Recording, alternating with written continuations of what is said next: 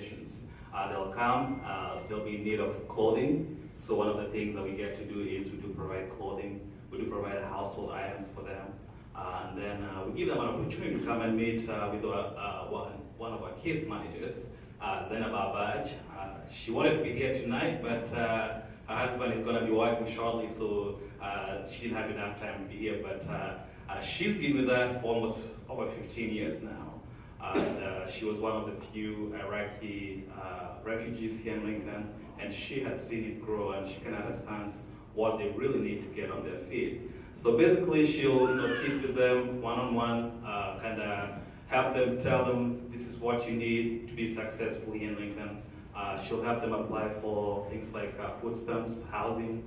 She'll take them to doctor appointments so that they can get a medical home.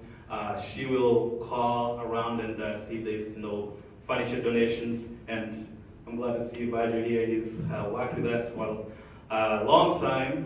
He kind of finds a lot of good stuff for us, calls us when he has items for us, and many other people here in the congregation that do support us.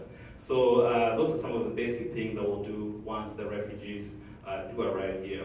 The other thing they're going to need is food. So as a center, we do provide food Monday through Friday. They can come in for perishable food, food from the pantry. But we've seen that they do prefer the fresh food, so they are going to come in for FoodNet Mondays, Wednesdays, and Sundays. And apparently that's one of the biggest programs that we do have at the Good Neighbor Community Center. We'll see about service count wise, about 30,000 people coming every year for fresh food. And then in our pantry, about 10,000 clients will come for that. But we'll see that most of the people that are coming as refugees are coming for the fresh food. And one thing that I noticed when you were trying to say what kind of food you like here, he had a hard time because we've seen a lot of businesses being opened on 27th Street that they do have most of their food, so they're able to go over there and be able to buy some of the food that they're used to. So we're kind of glad that that is happening up there. Some of the things that we do get to do is we do try to break the barriers that prevent them from being successful. And one of the things we do is teach them English. So we do have English classes, we do have computer classes. We also have a support group for the women. When they do come, most of the women don't come with any skills as far as education is concerned, so we'll start from the beginning, let them learn some English, push them to GED classes, and of course the kids when they come in, we'll try to match them with schools close to where they're living. So those are some of the things that Zainab gets to do for us. We also try to encourage the women. We collaborate with other places like Union College. We had a swimming class there. They'll come and learn how to swim. The challenge is that as a Muslim woman with a hijab, it's really, really hard to go to a gym and exercise with all those clothes. So Union College was gracious enough to close the whole place so that they can come in and be able to learn how to do that. The challenge also is that they don't have lifeguards. So in the summer, if you're around and you'd be willing to help us, that would be one thing that we could definitely use. We also have a van. You had Vanya talking about transportation. So we've got a grant, we've got a new van that helps us transport those who don't have a way of getting from one spot to another. It could be a medical appointment, it could be a housing appointment, maybe you go see a caseworker. So those are some of the things that we do get to do. And another good experience I had was nice to catch up with Nathan here because in 2015 they came to my office as the Yazidi group, and the challenge was that what happens when one of them passes away? They really can't go back to their country and bury them. So they were at a point where they were trying to find a way of getting some cemetery plots. And we worked with them for a while, and I was glad to come back because I was able to catch up with what they've been doing. I don't know if you wanted to tell them what you guys have been able to do so far. Yeah. And basically, after our community grew up here, and like I say, time after time, it's very hard because we don't have a life insurance. Some people pass away, almost $10,000. It's very hard for a poor family who refugee here. So we come up a plan because the mountain of Sinjar has been trapped by ISIS, and it's expensive to take a dead person back to home. So we built an organization called United is the Community of America, out of community with the rest of U.S. Organizations help us out. We got license. The big plan is the best.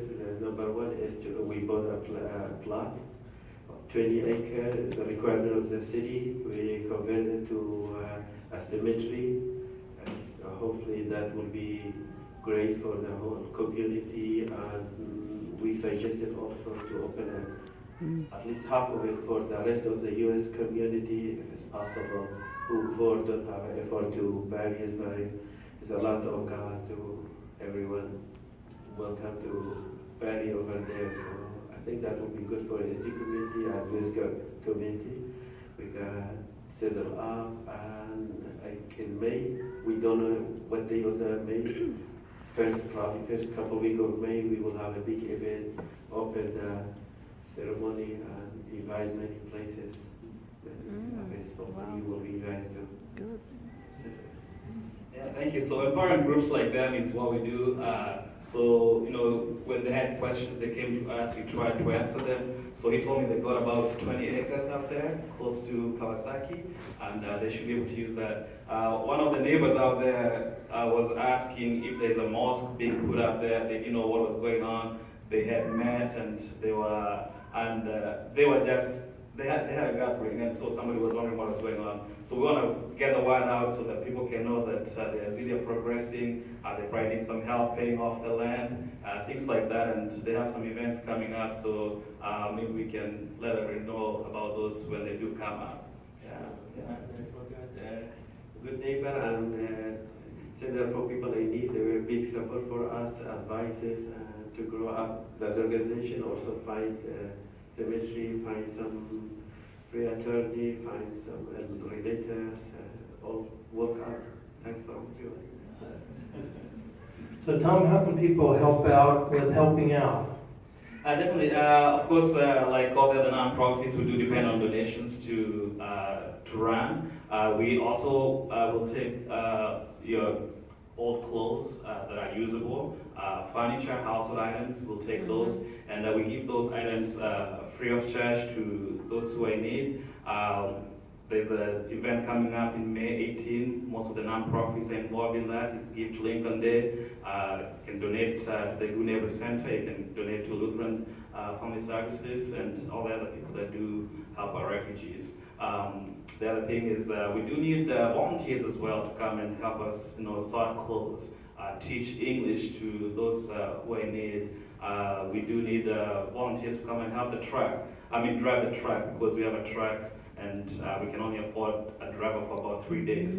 So when we get a big donation on Thursday and Friday, we tell them we don't have a driver, and we'll wait until next week. So some of those opportunities do get past us because we just don't have enough staff members. I'll say also, we have an event that happens every year around October. You're welcome to join us for that. It's called Samples of the World, and you'll get to see all the refugees that do receive our services. They give back to the community, they help us prepare the food, and then we invite the people to come and taste the food from those places. So those funds do end up supporting the Good Neighbor Center, especially the Middle East, North Africa whole project. And it's right here in this room. Yes, exactly. This place, Yep. yeah. All set up all around the walls, and you can sample food from all over the world. So that's a wonderful experience. You have some brochures back there. I do have some brochures, yes. And so on the way out, you can get those.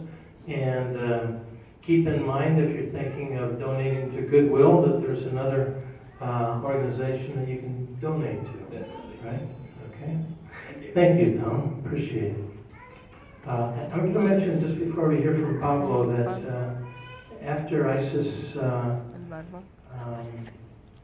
invaded Sinjar and the atrocities that took place here on Union College's campus, we had an event in the fall after that where we brought together Yazidis and Sunni and Shia Muslims all together in one place that evening. It took place outdoors at the gazebo, had people speaking, and it was a marvelous night. And somebody said at that time, there is no place on earth where these three are together other than Lincoln, Nebraska right now tonight.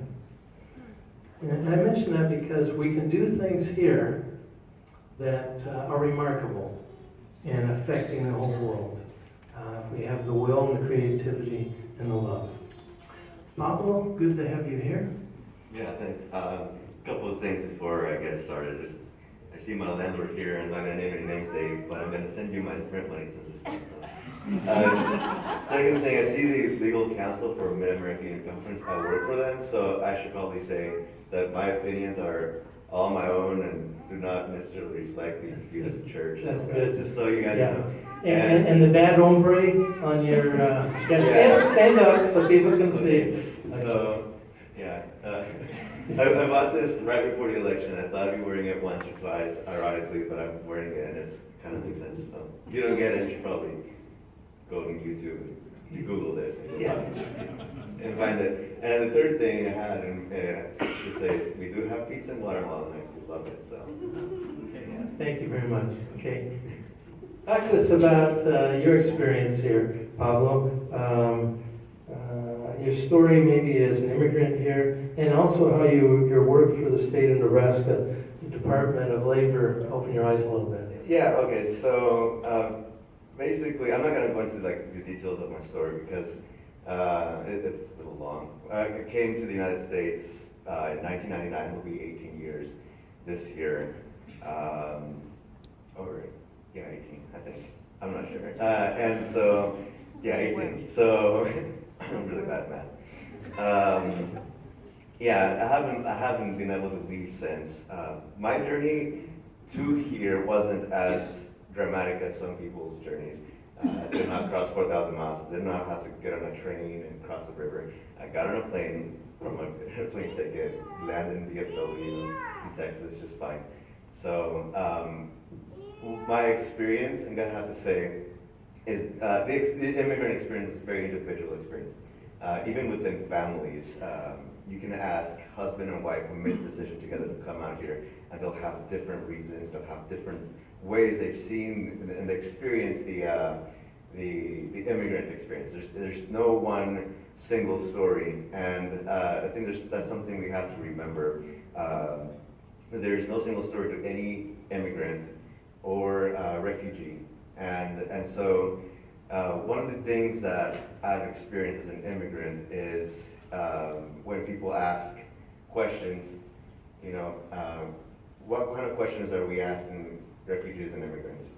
And the way that people tend to lump us into one group just to make it easier. So I've heard everything from, you know, we're all criminals to even positive things. Even positive single stories are bad. So people saying, I don't call them aliens, I call them prospective citizens. Yes and no, not everyone is here for the exact same reason. So you can't just put everyone into the exact same category, okay? The stories might be true for a lot of people, but it's not the majority, and it's not fair to put people in a single story. I'm Hispanic. Again, I'm from Guatemala. If you don't know where that is, Google it. And it's a tiny little country. If you blink, you miss it. And as a Hispanic already, I don't know if you guys have noticed, it's a cliche among minority parents that they really pressure you to succeed, you know. And so the thing with all immigrants that you can find is this pressure to succeed. Okay, and many people have given immigrants this rap that we're here just for the freebies. I remember a senator once said that they're here for the free laptops and houses they give you. If that's true, I have to talk to someone because I have not gotten a free laptop yet, and I really need one for work. And Is this a plea for the audience to pony up right now? no, okay, so we know that I went to public school. I did go to public school. I know that was a quote unquote freebie. But even then, that pressure to succeed is there because you're not only trying to succeed because you know the sacrifice your parents, because your parents are trying to make you succeed because they're Hispanic. You know that you want to succeed because your teachers, not all of them might believe in you. You know. and then there's the pressure to succeed because you know the sacrifice your parents have done for you. And for many people, even if you've never gone through any of those things, you want to kind of live up to a certain expectation. And when you have a triple threat like that, it's an incredible drive to succeed. And so many, in my school, for example, the valedictorians, 2 years before me were both immigrants. I was a valedictorian in my class, and then the next two were also immigrants three of the group who were legal immigrants, including myself at that point. So we're not here for these freebies, and if we do get freebies, we know that we're going to contribute as much as we can.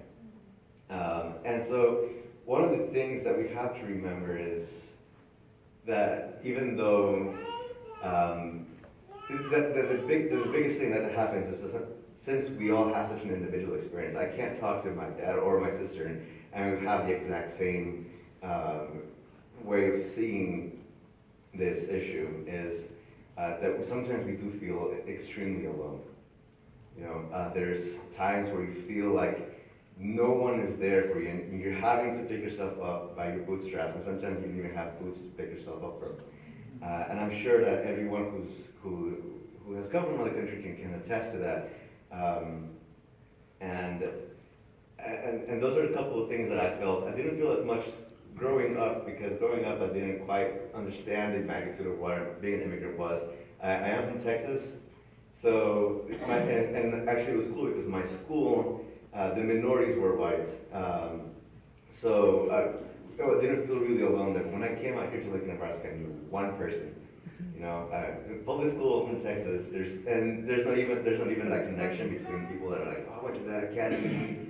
Nothing. So a lot of times you feel completely desolate, you know, like an island in the middle of nowhere.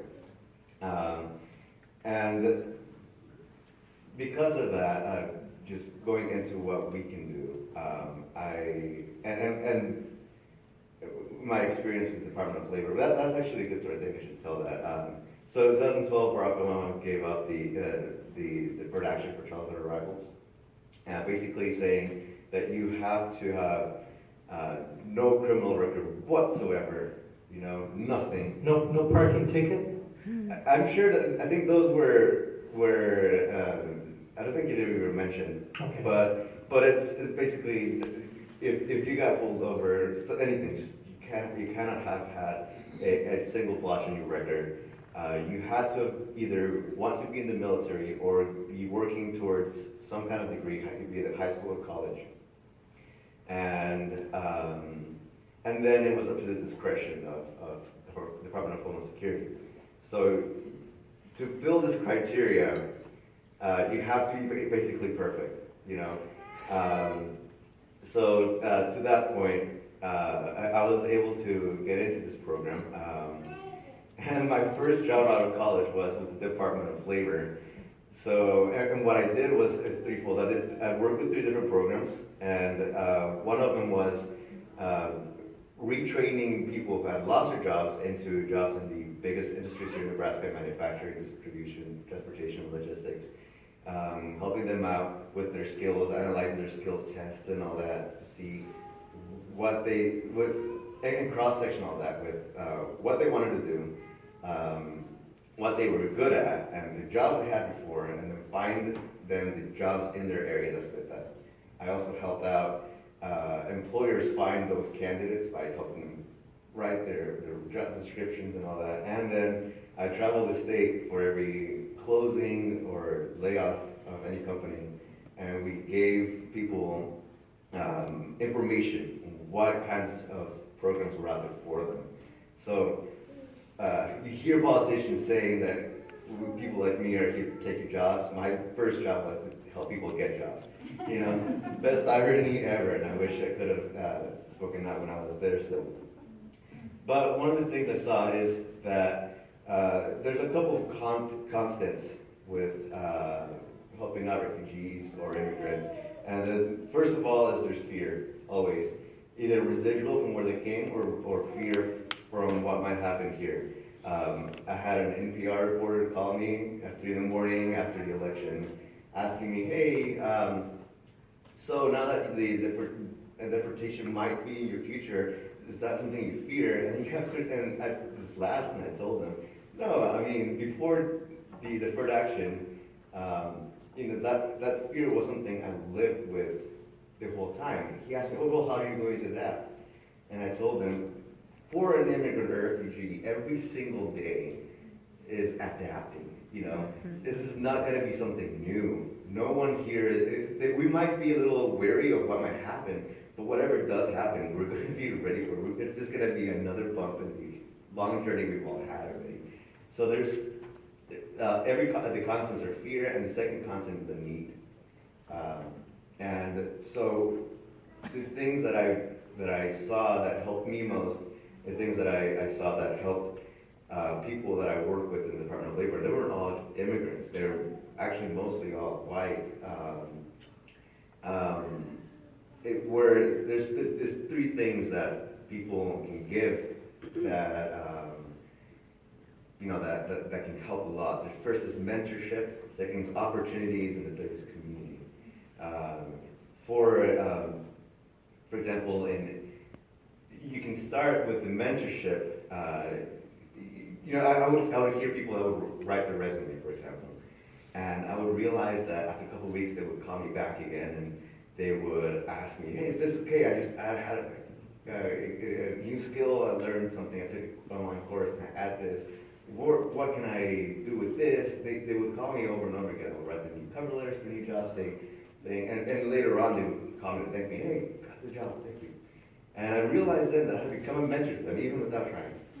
And that's when I opened my eyes and I realized that even in the times I felt most alone, especially my freshman year here, was the times I would go out to, Dr. Robinson's office or your office and just talk, having a mentor.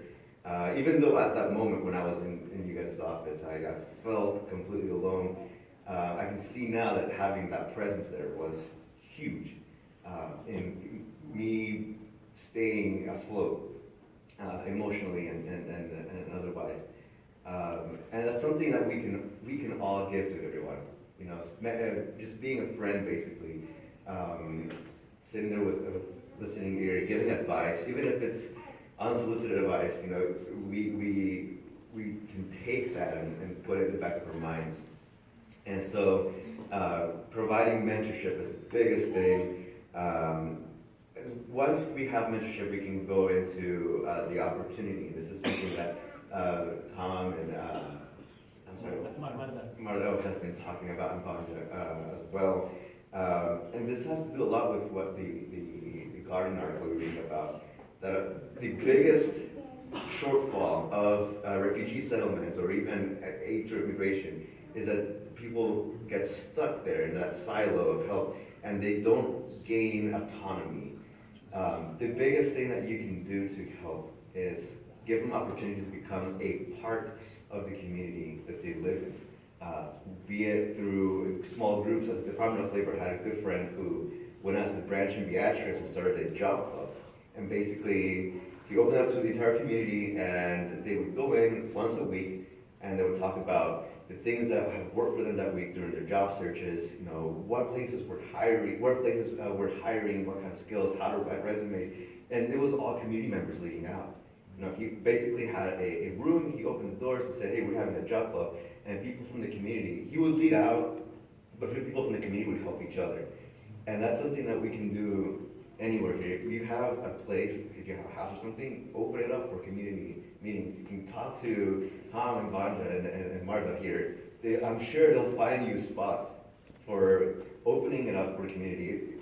If everyone helps each other, what's the other saying? Everyone's better when everyone does better when everyone does better. So providing that community is probably the thing that we lack the most, because we like to give them that initial help. We'll donate the pots and pans. We forget that maybe they want someone over for dinner so they can share the food they cook in those pots and pans. Being part of that community is huge for an immigrant, and that's something that my landlords here were awesome about. They invited me over for dinner once, me and my sister, and